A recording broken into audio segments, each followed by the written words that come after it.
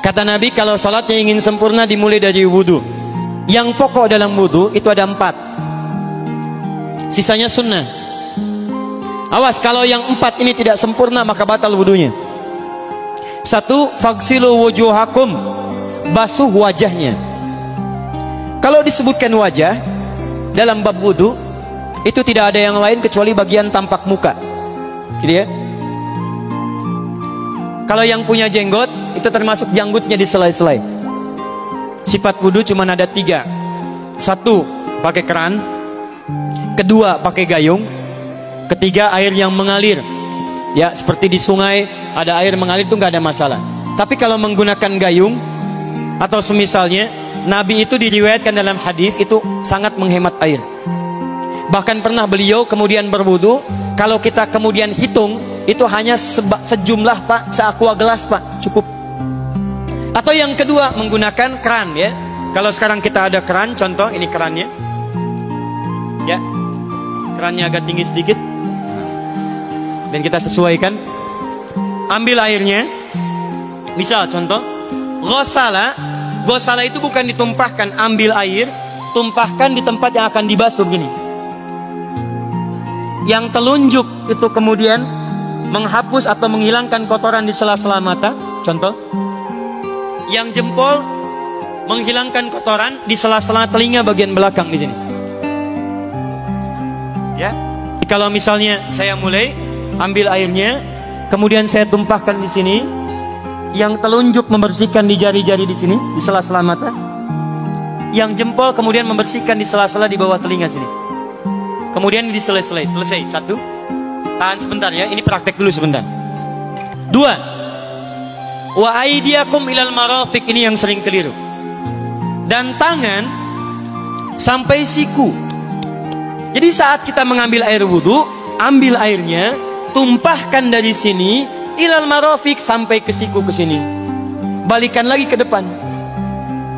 Jadi bukan kerannya dibeginikan, sikunya dibeginikan, takut, bukan. Jadi bukan siku diteruskan ke bawah. Yang tepat itu ambil airnya, kemudian basuh dari sini sampai dengan ke sikunya. Hati-hati, ini ada maknanya. Dan jika benar di hadis Muslim, jika orang wudunya benar seperti ini, maka bersamaan dengan jatuhnya air wudu itu, jatuh pula dosa-dosa dan kotoran yang melekat pada anggota tubuhnya. Tidak cukup dengan amin, nanti kita lihat dulu. Tangan selesai, pindah kemana? Bukan ke rambut, tapi kepala. Jadi dalam bab wudu yang diusap bukan rambutnya, kepalanya. Itulah keadilan Allah. Kalau yang diusap kepalanya, semua manusia yang hidup pasti punya kepala. Tapi kalau yang diusap rambutnya, ada ketidakadilan, karena tidak semua orang punya kepala, punya rambut. Tuh. Nah sekarang lihat sini. Ketika kita diminta mengusap kepala, bahasanya masaha. Masaha itu begini. Ini saya punten. Bismillah. Gini ya. Ambil airnya, tumpahkan, baru kemudian diusapkan ke kepalanya. Paham ya? Kalau yang ghosala, ambil, tumpahkan di tempat yang akan dibasuh. Tapi kalau masaha, hati-hati. Ambil airnya, tumpahkan, baru diusap. Jadi bukan diambil air, tumpahkan di kepala begini. Yang dibasuh kepalanya bukan rambutnya. Jadi kalau ada laki-laki sudah dandan, sisiran, rapi, tiba-tiba keran dibuka, yang diusap cuma rambutnya, ulak. Itu batal wudunya, tidak sah, harus diulang. Terakhir kaki dibasuh sampai dengan bagian mata kakinya, dan ini tidak perlu saya terangkan karena mudah bagi kita untuk mempraktekannya. Tapi yang ingin saya jelaskan satu ini saja. Perhatikan baik-baik.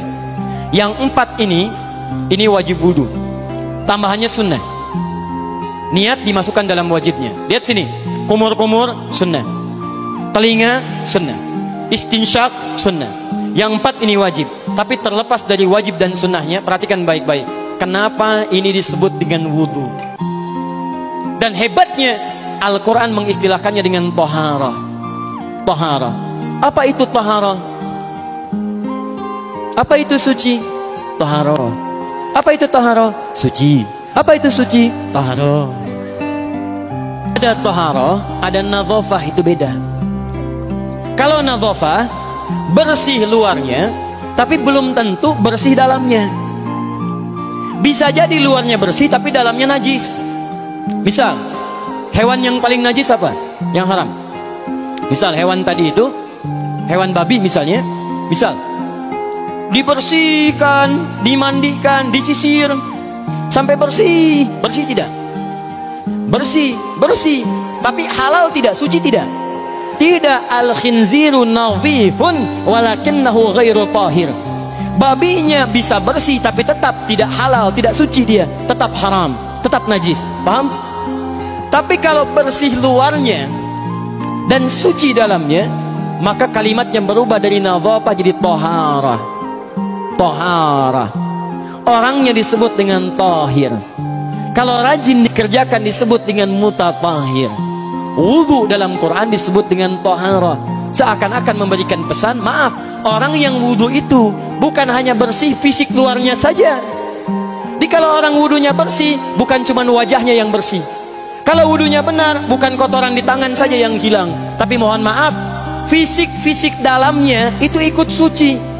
Fungsi tangannya jadi bersih, fungsi wajahnya jadi bagus, fungsi lisannya jadi bagus. Makanya kata Nabi, kalau orang benar wudunya bersamaan dengan air wudu yang menetes, maka tumpahlah kotoran-kotoran di bagian fisik-fisik tubuhnya. Jadi kalau kita benar wudunya kumur-kumur, kukumur, masukkan, keluarkan, bersamaan dengan keluarnya air itu, maka kotoran-kotoran di lisan pun ikut keluar. Tangan dibasuh, bersamaan dengan dibasuhnya tangan, fungsi tangan yang kotor-kotor itu ikut hilang. Hadis Muslim. Makanya orang yang setelah selesai wudu dia berdoa, apa wudunya? Apa doa wudunya? Asyhadu an la ilaha wa asyhadu anna Muhammadan Allahumma minat waj'alni minal, lihat sini, minal mutatahhirin, minat tawabin. Lihat, Bapak Ibu kan baru wudu, tapi kenapa doanya selesai tobat? Allahumma ja'alni minat tawabin. Ya Allah, jadikan saya termasuk orang tobat. Kita kan baru wudu, kenapa doanya baru selesai tobat? Sedangkan tobat itu mengakui kesalahan, menyesali kesalahan, dan berjanji meninggalkan yang salah, mengganti dengan yang baik-baik. Makanya kalau orang wudunya benar itu, begitu dia kumur-kumur, dia ingat kesalahan apa yang dikerjakan oleh lisan ini. Jadi begitu kemudian ditumpahkan airnya, hilang kotorannya. Maaf, yang suka mencela wudu, selesai wudu tidak akan mencela lagi karena tobat dari celaan. Makanya kalau wudu Anda benar, coba ingat-ingat, siapa korban dari lisan Anda yang tajam itu? Apakah ibu Anda yang pernah menangis karena lisan Anda? Apakah ayah Anda yang kecewa karena kalimat-kalimat Anda? Apakah tetangga Anda yang menjauhi Anda karena kata-kata kotor Anda? Kalau tiap hari Anda wudu, tapi kemudian lisan Anda masih kotor juga, ada yang salah. Anda cuma menghabiskan air untuk menghilangkan kotoran di lisan. Itu tanda pertama. Tangan basuh. Makanya orang yang wudunya benar, tangannya tidak akan berbuat yang kotor lagi sampai ke ujung kakinya. Karena itulah ibadah ini disebut dengan wudu, seakar dengan kata dau. Kata para ulama, mereka sebagian mengatakan dau artinya cahaya, dau artinya sinar, dau artinya al-husnu, baik budi pekerti. Kalau orang benar wudunya, bertambah sinar di tangannya, sinar di wajahnya, sinar di lisannya. Apa sinar itu? Di dunia sinar-sinar amaliyah kebaikan, sifat-sifat baik, di akhirat pancaran-pancaran kemuliaan.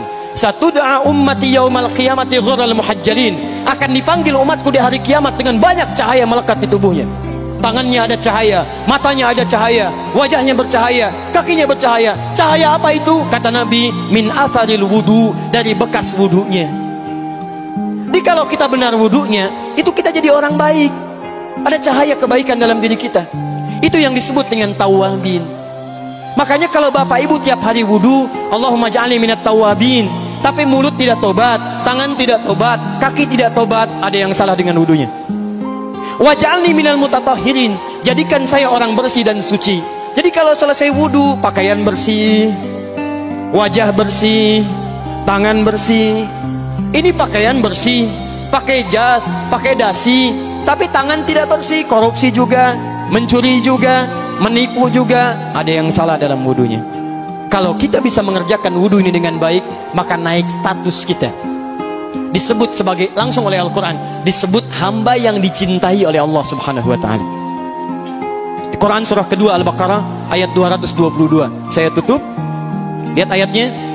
ujung ayatnya, di ujung ayatnya, innallaha yuhibbut tawwabina wa yuhibbul mutatahhirin. Sungguh Allah akan sangat mencintai orang-orang yang tobat dan orang-orang yang terbiasa untuk bersuci. Kita selesai wudu mengatakan Allahumma ja'alni minat tawwabin waj'alni minal mutatahhirin. Dijawab oleh Allah, innallaha yuhibbut tawwabin wa yuhibbul mutatahhirin. Karena itulah orang yang rajin wudu adalah orang-orang yang dicintai oleh Allah Subhanahu wa taala.